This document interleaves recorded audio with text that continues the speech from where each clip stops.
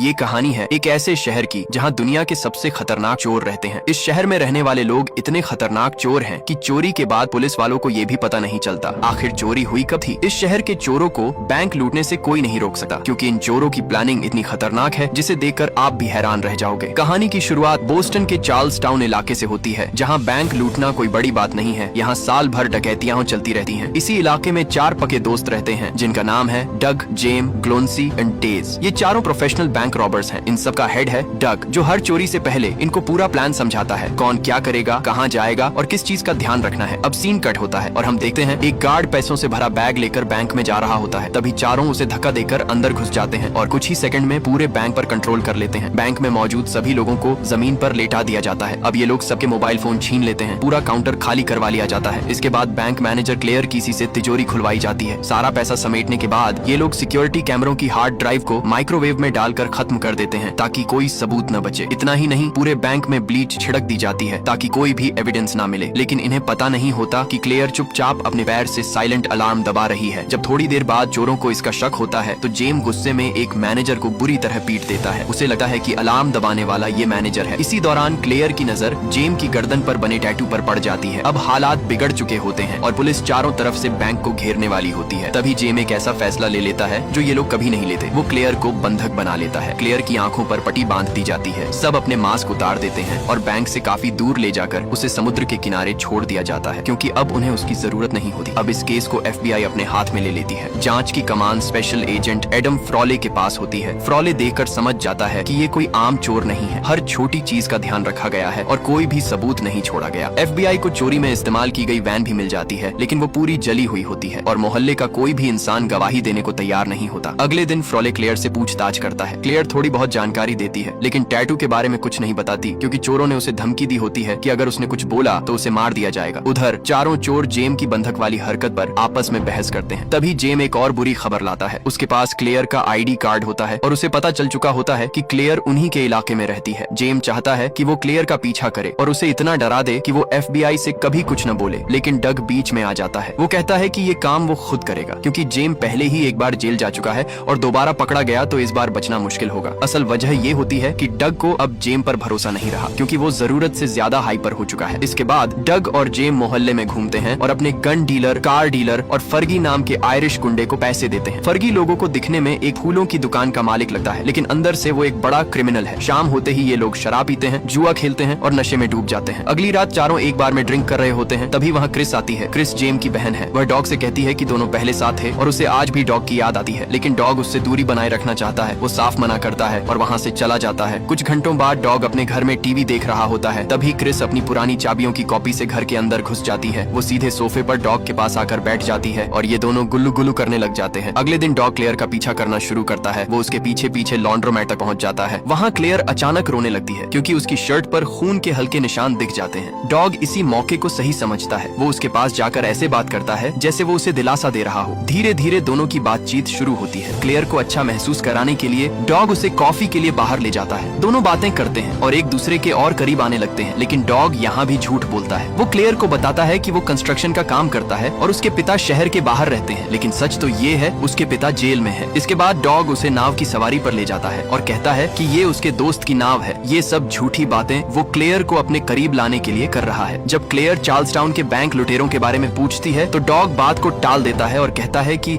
ऐसी कहानियां बढ़ा चढ़ाकर बताई जाती हैं। अगले दिन डॉग जेम से मिलता है और उसे समझाता है कि क्लेयर पूरी तरह कंट्रोल में है और उसे मारने की कोई जरूरत नहीं है। उधर FBI एजेंट फ्रॉले एक अपराधी से पूछताछ करता है और उसकी पिटाई के बाद एक अहम सुराग हासिल करता है। उसे पता चलता है कि ये चोर आम लोगों की तरह ट्रक नहीं लूटते बल्कि उन्हें बॉक्स ट्रक चलाना आता है। ऐसा हुनर सिर्फ वेरिकॉम जैसी जगह पर काम करने से आता है। इसलिए फ्रॉले कंपनी के वर्क रिकॉर्ड और कर्मचारियों की प्रोफाइल चेक करवाना शुरू कर देता है। फ्रॉले क्लेयर से दोपहर के खाने पर भी मिलता है और उससे सवाल पूछता है। साथ ही उस पर लाइन मारने की कोशिश करता है लेकिन क्लेयर साफ कह देती है कि वो पहले से ही किसी के साथ है। इस बीच क्लेयर और डॉग एक दूसरे को डेट करने लगते हैं। डॉग इस बात को अपने ग्रुप से छिपा कर रखता है। जैसे जैसे दोनों करीब आते हैं वैसे वैसे एक दूसरे के बारे में ज्यादा बातें शेयर करने लगते हैं। क्लेयर डॉग को बताती है कि वो FBI के साथ काम कर रही है। डॉग सिर्फ जिज्ञासा दिखाते हुए पूछता है कि क्या FBI के पास कोई एविडेंस है। क्लेयर उस टैटू का भी जिक्र करती है जो उसने बैंक में देखा था लेकिन वो कंफ्यूज होती है कि फ्रॉले को इसके बारे में बोलूं या नहीं बोलूं। क्योंकि इससे उसकी जान खतरे में पड़ सकती है। डॉग उसे सलाह देता है कि अभी इस बात को सीक्रेट ही रखे और सही वक्त आने पर इसका इस्तेमाल करना, ताकि गवाह सुरक्षा में जाने से बचा जा सके। बदले में डॉग अपनी जिंदगी की सच्चाई बताता है। वो कहता है कि उसकी माँ उसे 6 साल की उम्र में छोड़कर चली गई थी। उसने उसे ढूंढने की कोशिश की, लेकिन उसके पिता ने कभी साथ नहीं दिया। एक मुलाकात के दौरान क्लेयर बताती है कि उसे ऑफिस जाने के लिए रोज लंबा रास्ता लेना पड़ता है, क्योंकि अगर वो सीधे रास्ते से जाती है तो कुछ गैंग मेंबर उसकी कार पर बोतलें फेंकते हैं। क्लेयर को उसके घर छोड़ने के बाद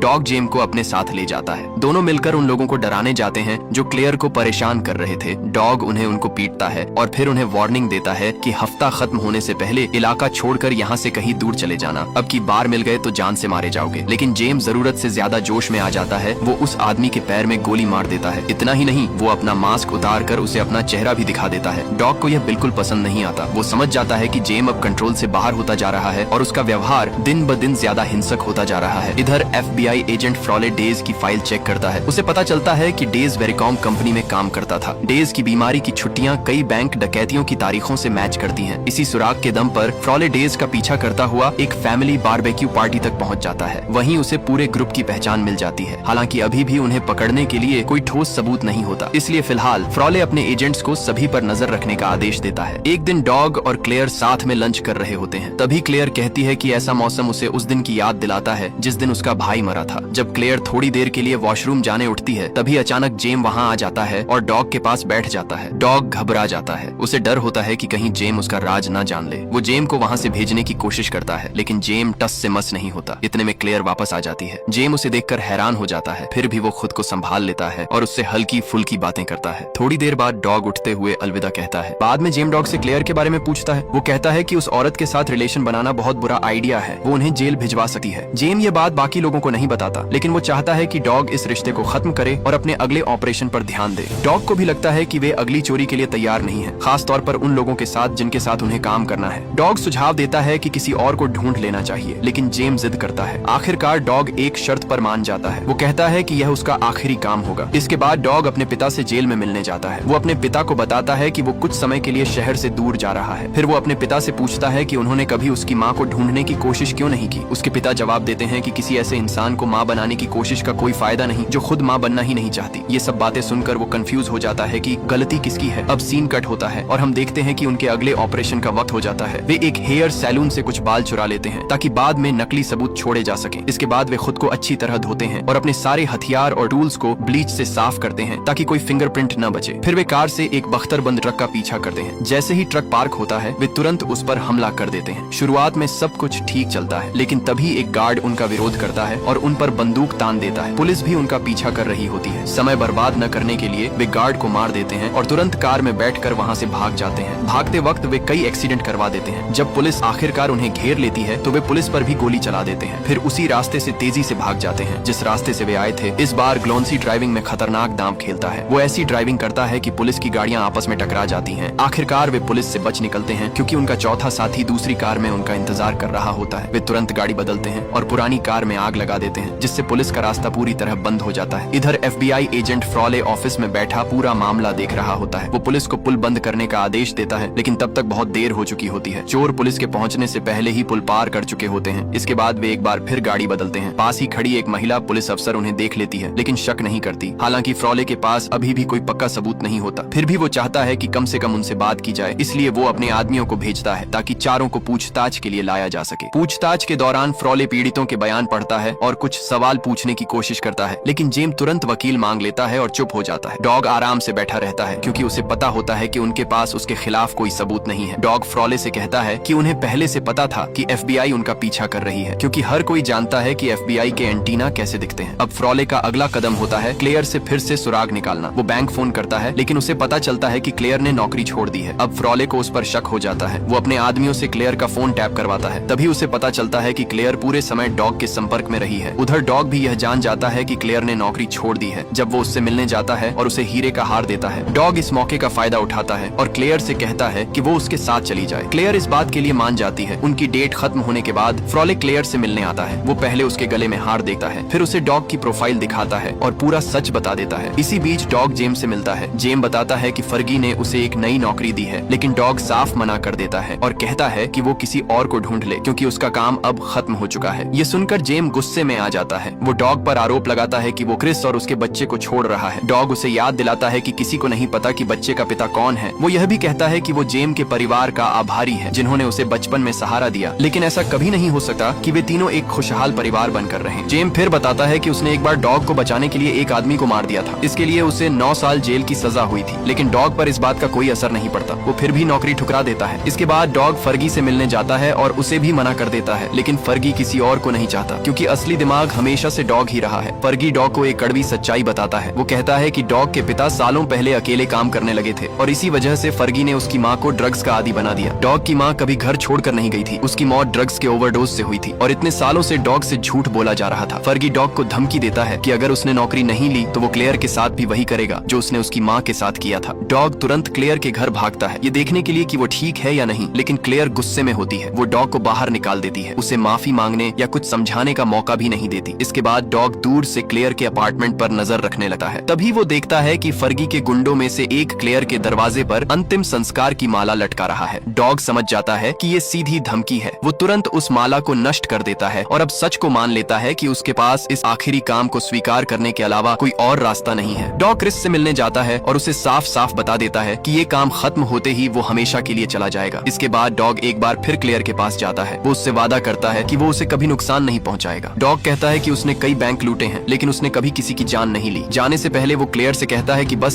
उसका इंतजार करे। इधर पूरा गिरोह फर्गी की योजना सुनने के लिए इकट्ठा होता है। फर्गी बताता है कि उसके पास फेनवे पार्क को लूटने की अंदर की पूरी जानकारी है। योजना ये होती है कि बड़े मैच के बाद अगली सुबह हमला किया जाएगा, क्योंकि उस वक्त तिजोरियां पैसों से भरी होंगी। जब ये लोग योजना के डिटेल्स पर चर्चा कर रहे होते हैं, उसी समय FBI एजेंट फ्रॉले एक बार में क्रिस से मिलता है। फ्रॉले को लगता है कि क्रिस परिवार की कमजोर कड़ी हो सकती है। वो पहले उसके साथ बनावटी फ्लर्ट करता है, फिर अचानक अपना बैज दिखा देता है और उसे इशारा करता है कि उसे पता है कि वो फर्गी के लिए काम करती है। जब क्रिस वकील मांगती है तो फ्रॉले आखिरी दांव खेलता है। वो कहता है कि भले ही वो सालों तक डॉग के साथ रही हो, लेकिन डॉग ने उसे कभी हीरे का हार तक नहीं दिलाया। ये बात क्रिस के दिमाग में शक का बीज बो देती है। क्रिस जानबूझकर फ्रॉले को गलत जानकारी दे देती है। इसका नतीजा ये होता है कि ऑपरेशन वाले दिन फ्रॉले और उसकी टीम गलत ट्रक का पीछा करने लगती है। इधर क्रिस डॉग से मिलने जाती है और उसे कहती है कि वो उसे अपने साथ ले जाए। वो भी एक नई जिंदगी शुरू करना चाहती है, लेकिन डॉग साफ मना कर देता है। वो कहता है कि वो किसी और के साथ जा रहा है। ये सुनकर क्रिस पूरी तरह टूट जाती है। कुछ समय बाद वो नशे की हालत में गाड़ी चलाते हुए एक्सीडेंट कर बैठती है। फ्रॉले उसे अस्पताल में ढूंढ लेता है। वहाँ फ्रॉले उसे एक सौदा ऑफर करता है। वो कहता है कि अगर वो सच बता दे तो वो उसकी और उसके बच्चे की सुरक्षा करेगा। जिंदगी भर इस्तेमाल होने का एहसास आखिरकार क्रिस को तोड़ देता है और वो मान जाती है। वो फ्रॉले को फेनवे पार्क की पूरी जानकारी दे देती है। अब उधर डकैती का असली प्लान शुरू हो चुका होता है। डेज अपने इलेक्ट्रिशियन वाले हुनर का इस्तेमाल करके अलार्म और सिक्योरिटी कैमरे पूरी तरह बंद कर देता है। डॉग और जेम पुलिस की वर्दी पहनते हैं। फर्गी के एक कॉन्टैक्ट की मदद से दोनों स्टेडियम के अंदर पहुंच जाते हैं। वे कुछ कर्मचारियों और गार्ड्स के पास जाते हैं। शुरुआत में वो पुलिस वाला ड्रामा करते हैं, लेकिन जब बात नहीं बनती तो वो अपनी बंदूकें निकाल लेते हैं। सभी लोगों को जमीन पर लेटने के लिए मजबूर कर देते हैं और उन्हें बांध देते हैं। इसके बाद वे सीधे कैश रूम में पहुंचते हैं। वहाँ कर्मचारियों को धमकाते हैं कि दरवाजा खोलो और किसी को बुलाने की कोशिश मत करना। वो कहते हैं कि उनके घरों के बाहर आदमी खड़े हैं। अगर किसी ने भी कोई चाल चलने की कोशिश की तो उनकी पत्नियों को गोली मार दी जाएगी। डर के मारे उन्हें अंदर आने दिया जाता है। वे अपने बैगों में जितना पैसा भर सकते हैं उतना भर लेते हैं। इसके बाद वे पार्किंग लॉट की तरफ निकलते हैं। वहाँ ग्लोन्सी और डेजिक एम्बुलेंस के साथ उनका इंतजार कर रहे होते हैं। उधर FBI पहले से ही पूरे इलाके को घेर चुकी होती है, लेकिन जैसे ही जेम उन्हें चुपके से अंदर घुसते हुए देखता है, वो बिना सोचे उन पर गोलियां चला देता है। अब हालात पूरी तरह बिगड़ जाते हैं। चोरों और FBI एजेंटों के बीच जबरदस्त गोलीबारी शुरू हो जाती है। इसी दौरान ग्लोन्सी को गोली लग जाती है, लेकिन किस्मत से गोली उसकी मोटी जैकेट पर लगती है और वो बच जाता है। बाकी तीनों लगातार फायरिंग करते रहते हैं। इधर डेज चुपके से पीछे की तरफ जाता है और एक दरवाजा खोल देता है ताकि एजेंटों से भरी ट्रक को वहाँ से बाहर धकेला जा सके। दरवाजा बंद करने के बाद डॉग डेज से एक बात कहता है। वो उसे समझाता है कि बाकी सब के मुकाबले उसका कोई पुलिस रिकॉर्ड नहीं है। अगर वो अभी बाहर निकल जाए तो उसे सिर्फ 7 साल की सजा मिलेगी और कोई भी उसे इसके लिए दोषी नहीं ठहराएगा। लेकिन ये बात डेज को बहुत बुरी लगती है। उसे लगता है जैसे डॉग उसे कमजोर समझ रहा हो। वो गुस्से में डॉग को गालियां देता है और वहीं रुकने का फैसला करता है। तभी FBI खिड़कियों से कई स्टन ग्रेनेड्स अंदर फेंक देती है। तेज आवाज और रोशनी से चोरों के होश उड़ जाते हैं। मौका मिलते ही स्पेशल एजेंट अंदर घुसते हैं। जैसे ही डेज खड़ा होने की कोशिश करता है, एजेंट उसे गोली मार देते हैं। अब हालात और भी खतरनाक हो चुके होते हैं। तभी ग्लोन्सी एक बेहद रिस्की प्लान बनाता है। वो कहता है कि वो गाड़ी लेकर बाहर निकलेगा और FBI का पूरा ध्यान अपनी तरफ खींच लेगा। उसी दौरान डॉग और जेम पुलिस की वर्दी पहनकर शांति से वापस आ जाएंगे और सीधे मेन गेट से बाहर निकल जाएंगे, क्योंकि FBI पुलिस वालों को ढूंढ ही नहीं रही होगी। डॉग को ग्लोन्सी की जान की चिंता होती है। उसे डर लगता है कि बाहर निकलना बहुत खतरनाक है, लेकिन ग्लोन्सी पूरे कॉन्फिडेंस के साथ कहता है कि वो एक शानदार ड्राइवर है और उसे अच्छे अच्छे से पता है कि मुश्किल हालात से कैसे बचा जाता है। एम्बुलेंस बिना किसी रुकावट के गली के नीचे तक पहुंचने में कामयाब हो जाती है, लेकिन जैसे ही FBI उसके पहियों पर गोलियां चलाती है वो रोक नहीं पाती। तभी एक स्नाइपर अचानक ग्लोन्सी को सिर में गोली मार देता है और वह वहीं मर जाता है। जब FBI एम्बुलेंस की जांच करती है तो उन्हें लगता है कि सारे चोर वहीं होंगे, लेकिन डॉग और जेम्स सफलतापूर्वक पुलिस की वर्दी पहन लेते हैं और बाकी अधिकारियों के साथ शांति से भाग निकलते हैं। लेकिन ये चाल ज्यादा देर तक नहीं चलती। FBI को अंदर बंधे कर्मचारियों से जानकारी मिलती है कि उन पर पुलिस ने हमला किया था। फ्रॉले तुरंत संदिग्ध पुलिस अधिकारियों की तलाश शुरू कर देता है। थोड़ी देर बाद वो जेम को देखता है। एक बड़ा बैग कंधे पर लिए तेजी से भागते हुए फ्रॉले उसका पीछा करता है और एक पार्किंग स्थल तक पहुंच जाता है। जैसे ही फ्रॉले उसे उसके नाम से पुकारता है, जेम अचानक उस पर गोली चला देता है। जल्दी ही जेम खुद को FBI और पुलिस से घिरा हुआ पाता है। डॉग सड़क के दूसरी ओर सारा नजारा देख रहा होता है। फ्रॉले जेम के पैर में गोली मारने में कामयाब हो जाता है, जिससे जेम घायल हो जाता है। वो पास ही एक मेल बॉक्स के पीछे छिप जाता है, लेकिन तभी उसको एहसास होता है कि उसकी गोलियां खत्म हो गई हैं। जेल वापस जाने से इनकार करते हुए जेम अपने हाथों में बंदूकें लेकर बाहर निकलता है और खुदकुशी करने की कोशिश करता है, लेकिन पुलिस उसे मौके पर ही मार देती है। डॉग जेम के बलिदान को व्यर्थ नहीं जाने देता और जेम के शव की जांच में व्यस्त लोगों के बीच एक पुलिस कार चुराकर भाग निकलता है। वह सीधे फूलों की दुकान पहुंचता है और फर्गी और उसके गुंडों दोनों को मार देता है, लेकिन क्योंकि उसके ऊपर बुलेट प्रूफ जैकेट है उसे कोई चोट नहीं लगती। इसके बाद डॉग अपने छिपाए हुए पैसे निकालता है और क्लेयर को फोन करता है, लेकिन क्लेयर का अपार्टमेंट FBI के लोग पूरी तरह मॉनिटर कर रहे होते हैं और वो डॉग की बात सुन रहे होते हैं। क्लेयर उसे अपने घर आने के लिए कहती है और कहती है कि वह अकेली है, लेकिन डॉग जानता है कि वह झूठ बोल रही है क्योंकि वह पड़ोसी की बिल्डिंग से पूरे अपार्टमेंट पर नजर रख रहा है। फिर भी डॉग मान जाता है और क्लेयर को बताता है कि वह 1 घंटे में पिछले दरवाजे पर पहुंचेगा। दोबारा माफी मांगने के बाद क्लेयर धूप भरे दिनों का जिक्र करती है, जो डॉग के लिए एक सटल संकेत होता है कि सब कुछ एक जाल है और अब वह भी इसमें शामिल हो जाता है। जब FBI क्लेयर के साथ किसी ऐसे व्यक्ति का इंतजार कर रही होती है जो कभी नहीं आता, डॉग चालाकी से क्लेयर के बगीचे में कुछ पैसे छिपा देता है और फ्रॉले की कार पर एक नोट छोड़ देता है जिसमें वह उसका अपमान करता है। इसके बाद डॉग शहर छोड़ देता है और MBTA की वर्दी पहनकर ट्रेन से आसानी से निकल जाता है। फ्रॉले क्लेयर की धूप भरे दिनों वाली बात सुनकर शक करता है और सोचता है कि शायद उसे धोखा दिया गया है, लेकिन यह सब क्लेयर के लिए बहुत रहस्यमय होता है, इसीलिए वह इसे किसी भी बात के सबूत के तौर पर इस्तेमाल नहीं कर पाती और किसी भी संभावित आरोप से पूरी तरह मुक्त हो जाती है। कुछ दिनों बाद उसे वो पैसे मिलते हैं जो डॉग ने उसके लिए छोड़े थे। साथ में एक छोटा नोट भी होता है जिसमें लिखा था कि एक दिन वे फिर मिलेंगे। क्लेयर फैसला करती है कि वह उन पैसों को स्थानीय आइस हॉकी स्टेडियम के जीर्णोद्धार के लिए दान कर देगी, जहां डॉग कभी अपनी मां की याद में खेला करता था। और इसी के साथ ये कहानी यहीं पर खत्म हो जाती है।